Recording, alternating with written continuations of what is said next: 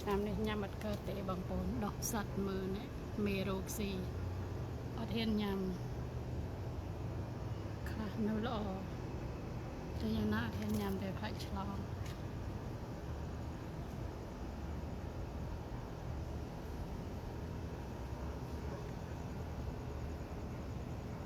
បានបាយជើផ្សិតអត់ហ៊ានបេះញ៉ាំបងប្អូនមើលបានបាញ់ថ្នាំអត់បានអីហ៎